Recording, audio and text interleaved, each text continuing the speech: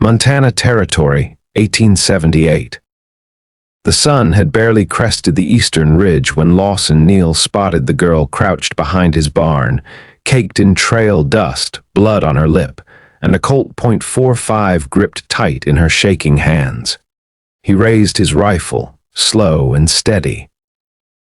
"You planning to shoot or just hold that for comfort?" She looked up, eyes wild, and for a second he thought she might squeeze the trigger. But then her shoulders dropped and the gun lowered with them. "I ain't here to steal," she said, her voice cracked like dry wood. "Just needed a place to breathe." Lawson scanned her boots too big, coat torn at the elbow, a burn on her wrist shaped like a cattle brand, but her eyes, they were clear, tired but clear. "You got a name?" he asked, not lowering the rifle yet. "Della Orvin." He sighed, lowered the gun. "You hungry, Della?" She nodded once, almost too proud to admit it. Lawson jerked his head toward the house.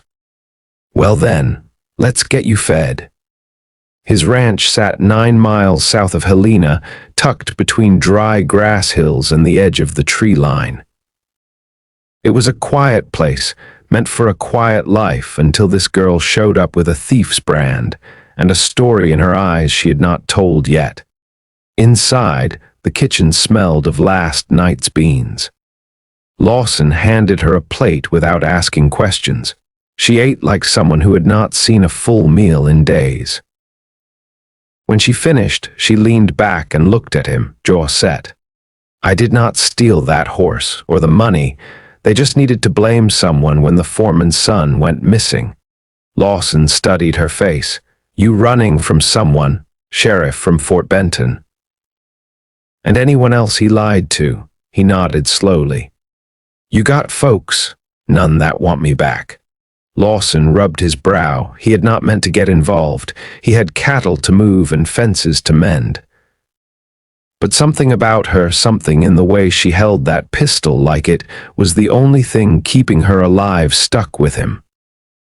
"I do not take in runaways," he said carefully. Della stood, fire back in her eyes. "Then I will be on my way." "I did not say I was sending you off either." He held her gaze. "You shoot. I can aim, not well. Then you learn. I will teach you." She squinted at him. "Why?" He hesitated. "Because I have known what it means to be blamed for something you did not do. And because you look like you are about to get yourself killed out there." She sat back down. Lawson had always figured he would marry young, raise a couple boys, settle into being like his father had been, steady and quiet. But his wife had gone with the fever 3 winters ago, and the boys he never had stayed just shadows in his mind. Della slept in the barn the first 3 nights. She would not come in the house, no matter how cold it got. Lawson did not press her. He left a blanket and food each night.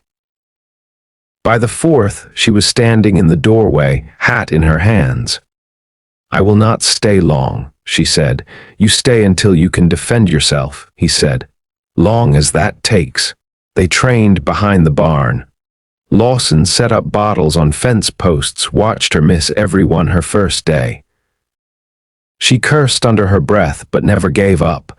By the 3rd day she hit 2.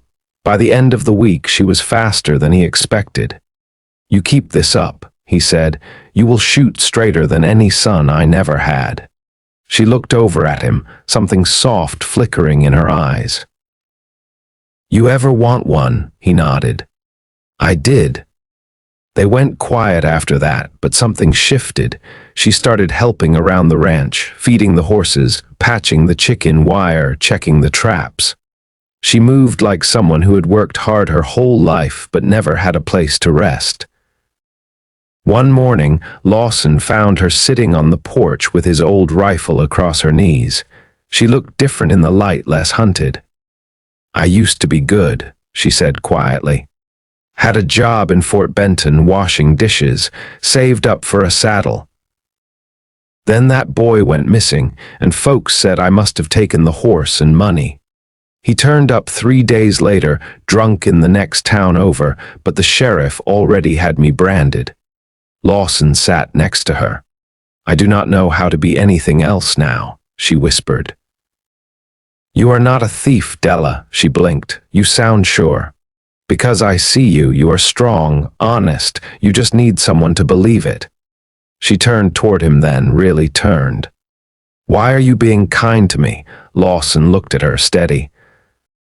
"Because you deserve better than what the world handed you." She stared at him, her jaw trembling. "You keep saying things like that, I might start to believe them." He reached out, touched her hand. She did not pull away.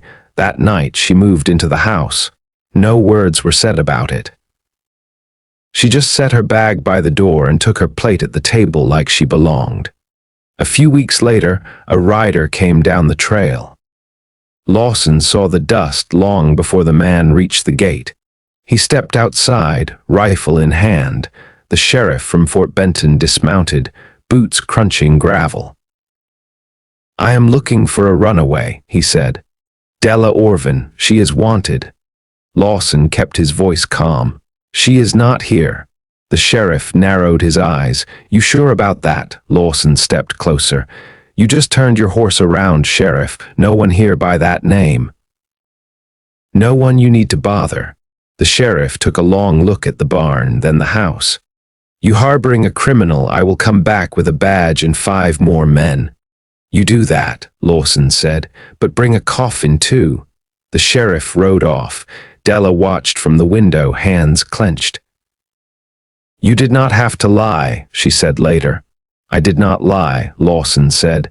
"You are not the girl he is looking for anymore. You are better now." She stepped closer. "Because of you," he looked down at her. "Because you let yourself grow." She reached up and touched his face, fingers light. "Lawson," he swallowed. "Yeah, I think I am falling for you." He smiled, slow and honest.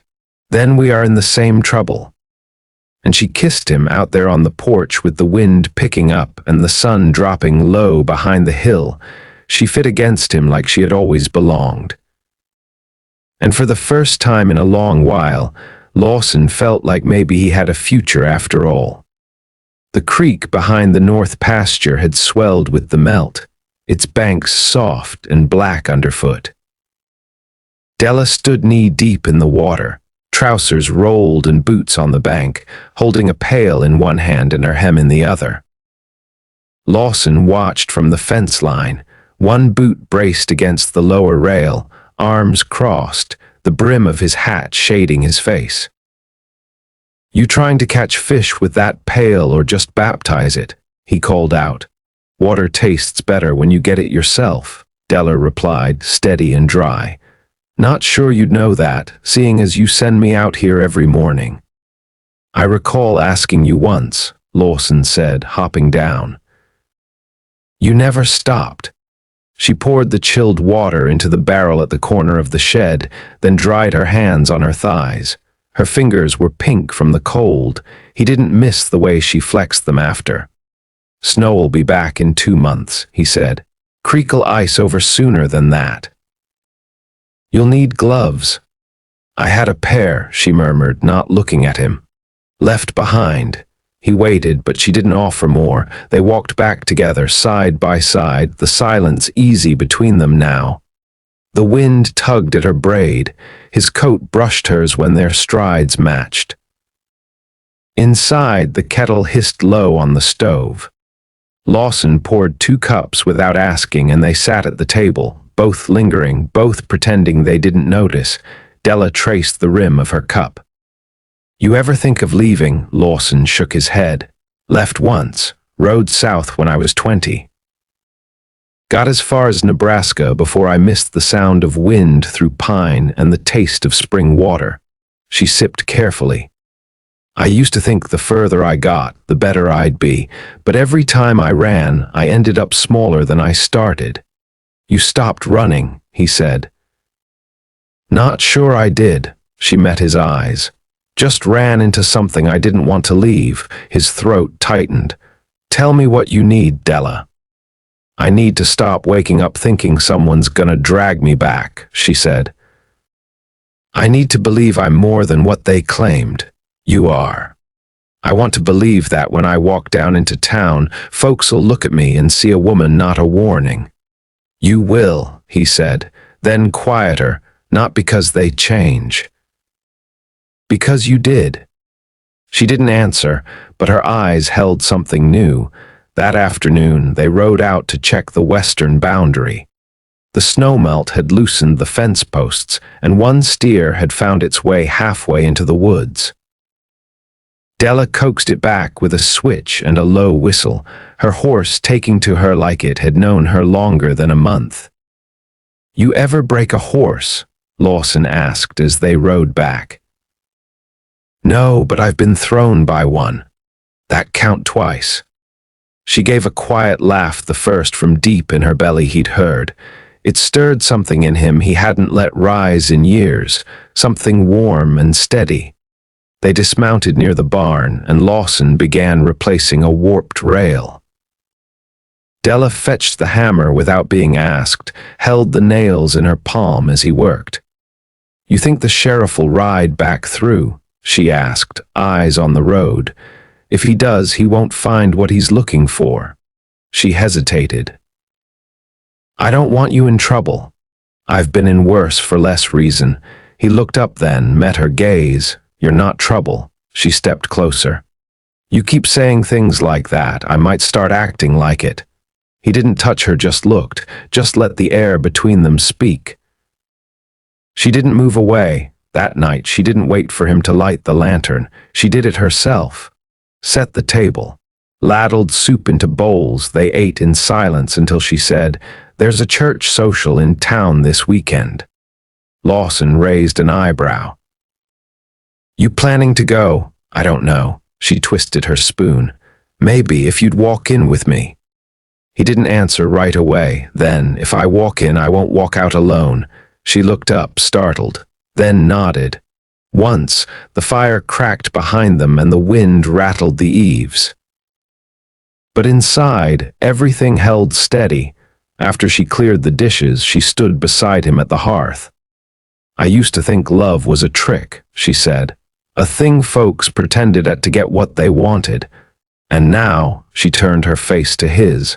Now I think it might be a kind of work. A choice. He reached for her hand, calloused and rough like his. Then let's choose it, he said. And she didn't answer with words, just leaned her head to his shoulder and let herself be still.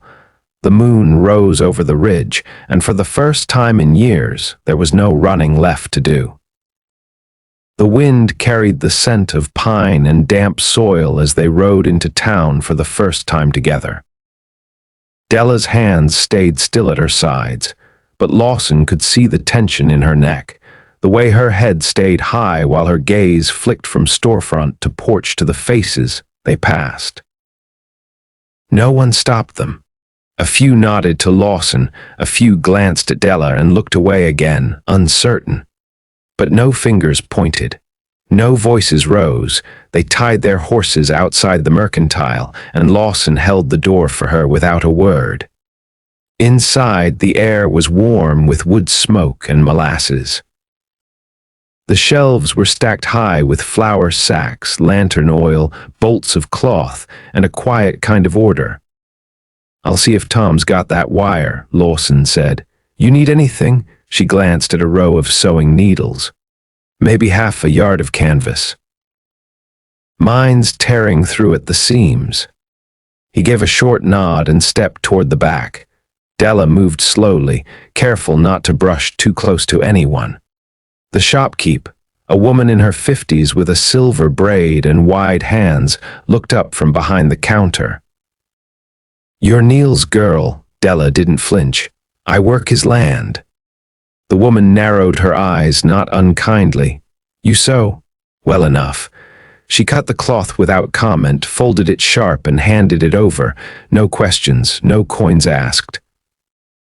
When they stepped back outside, the street had begun to fill with wagons and riders gathering for the social. A fiddler tuned his instrument near the church steps. Children chased each other past the water trough, boots kicking up dust and laughter. You all right? Lawson asked, adjusting the strap on his saddlebag. She nodded once. Feels strange, standing still. That'll pass. They didn't linger. They stayed long enough for Della to buy a spool of coarse thread, and for Lawson to shake hands with the feed store owner, then turned back up the trail before the sun dipped too low. The mountains to the west were already rimmed in gold.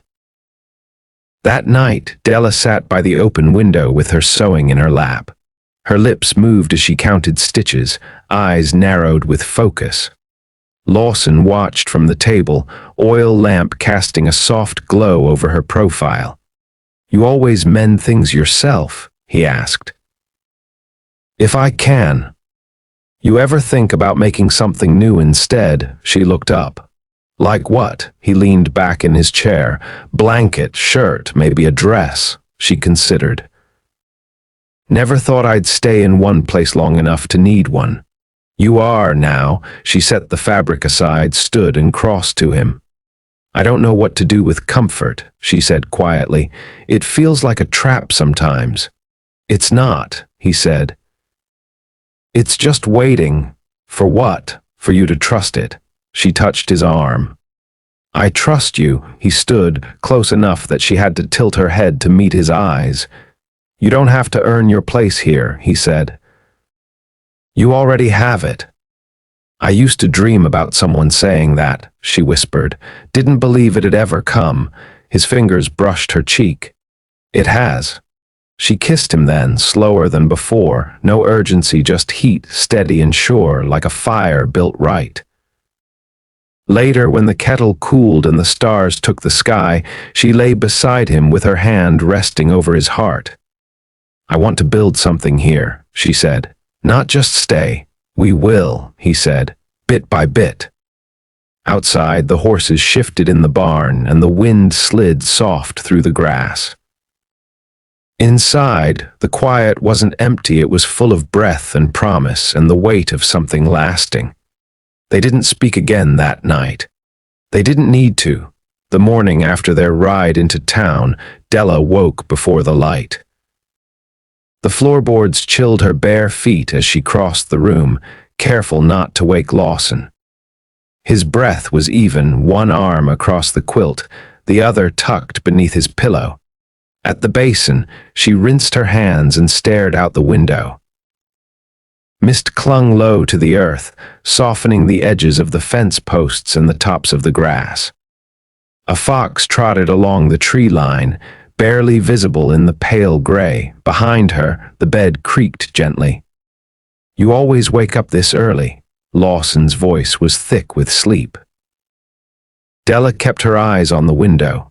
"Only when I've got something on my mind." He sat up, quilt falling to his waist. "What is it?" She hesitated. "There's a man used to work the quartermaster's stable in Fort Benton. Name was Barrick. He saw what happened, saw I hadn't touched a damn thing. But he kept quiet." Lawson rubbed his jaw. "Why bring him up now? Because I don't want to spend the rest of my life hiding from a lie. I want it buried proper." He stood cross to her and set a hand on her shoulder. "You want to ride back?" She nodded without turning. "Not to get even. Just to ask him why." By noon, they had saddled the horses and packed food enough for 2 days. The ride would take them east through the low country, past the river basin and into flatter land. They didn't speak much on the trail. There wasn't need.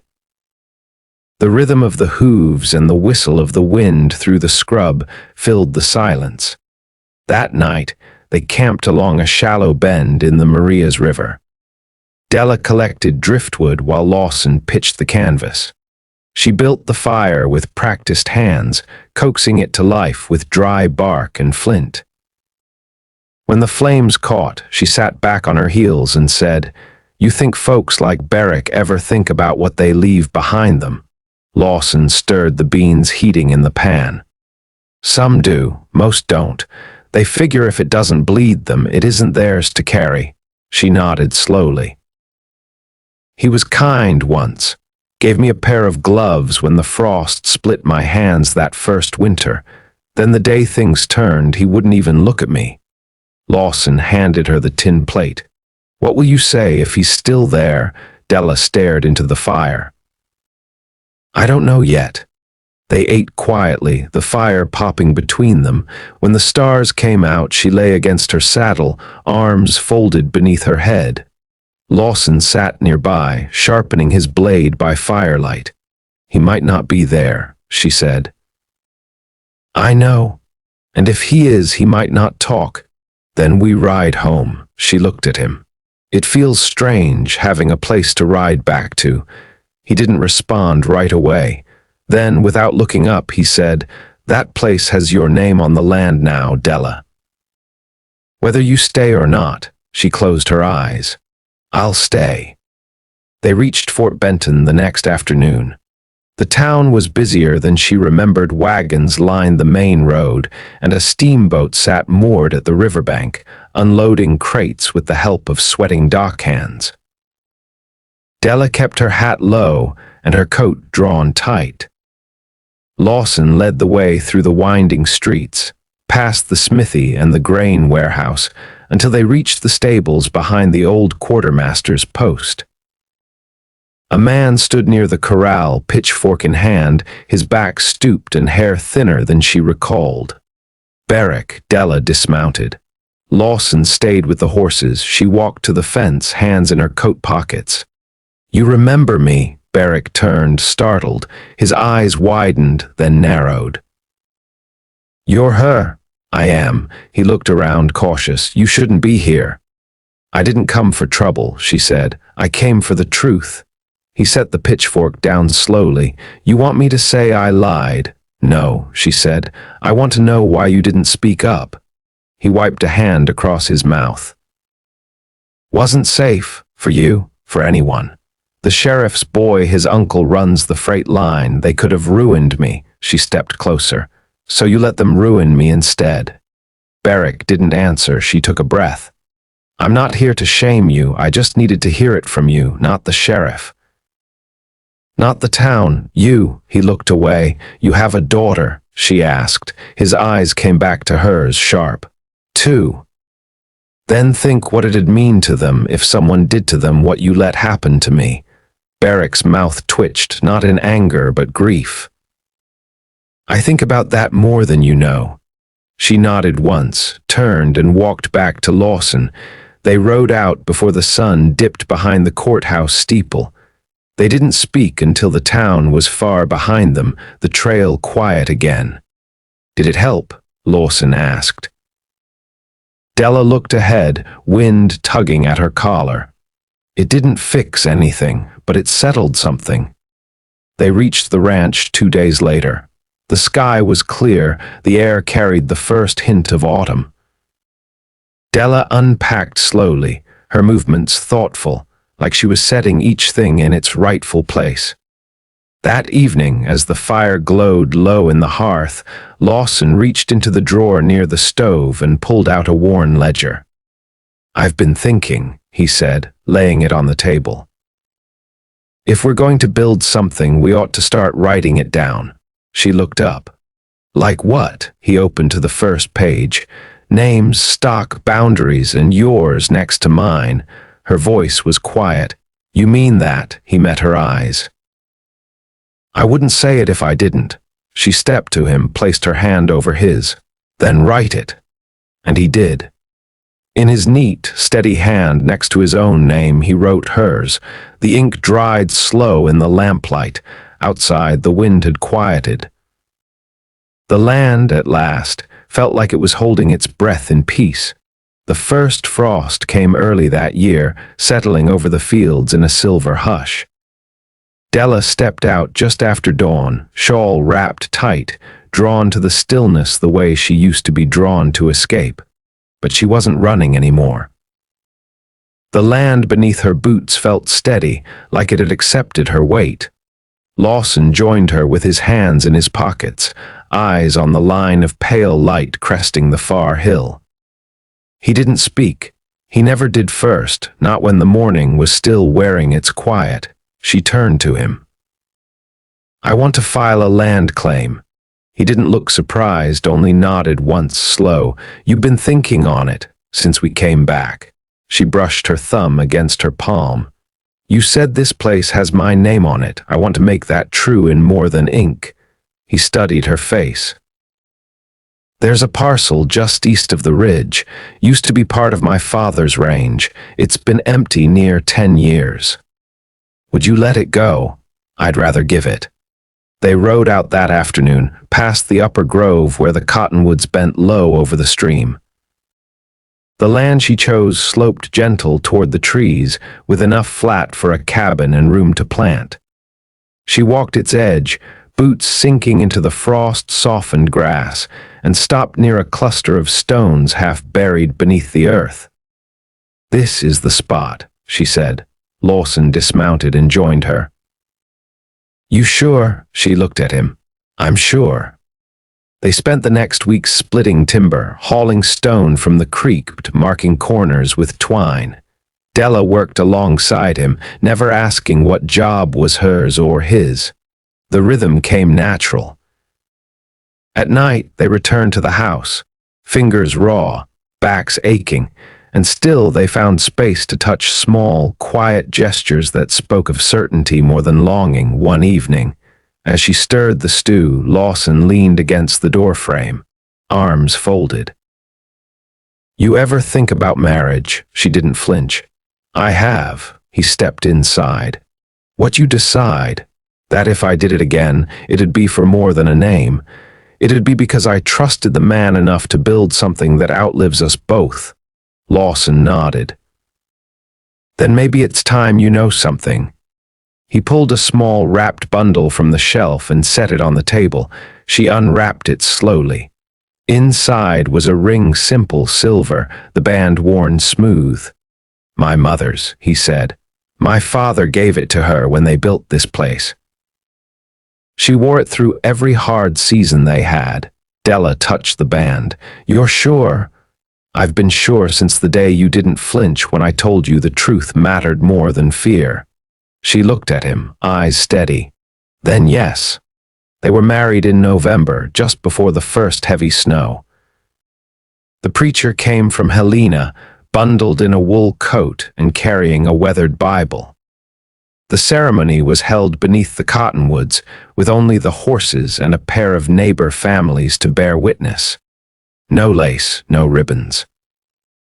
Just her in her best blue dress, him in his Sunday coat, and vows spoken with no hesitation. That night they sat close by the hearth, the fire low and warm. She rested her head against his shoulder. "Wasn't sure I'd ever be someone's wife again," she said. "You're not just someone's," he answered. "You're mine, and I'm yours." She closed her eyes. It feels good, saying it like that. Their days settled into a rhythm. The cabin on her claim rose beam by beam, and though she planned to spend the spring tending her own land, she returned to the ranch house each evening. They shared meals, mended tools, and sometimes just sat, saying nothing, letting the silence between them feel full and lived in. By late winter, she had a flock of hens and 2 goats, and the beginnings of a garden marked out beneath the snow. Lawson built her a cedar chest for seed sacks and wrapped her hands in sheepskin when the wind bit hard. The sheriff from Fort Benton never came back. Word had spread about the truth of the boy's disappearance, and with Barrick's quiet confession sent by mail weeks after their visit, Della's name was no longer whispered behind closed doors. Folks in town greeted her by name now, not with caution, but with respect. In March, she stood on her porch and watched Lawson ride up the hill, snow melting in patches behind him. He dismounted without a word, stepped up beside her and took her hand. "Garden's ready," she said. He kissed her palm. "So are we." They planted together that spring, hands in the dirt, shoulders brushing. She laughed when the goats ate the edge of her skirt. He carved a bench for the porch, and they sat there often, watching the seasons turn. Years passed, and the land remembered them. The house stood firm. The barn filled. Friends came and stayed. And through it all, they held on two people who had once weathered storms alone, now facing every sunrise side by side. One warm summer evening, Della walked barefoot through the grass toward the ridge, the light soft on her skin. Lawson waited for her there, as he always did, his hands calloused, his eyes kind. "You ever wish things had gone different?" she asked. He shook his head. "Not once." "Not since you—" She leaned in, kissed him slow, and knew without fear or hesitation that this was the life she'd built, and the love that had built her back, and it would hold. Always.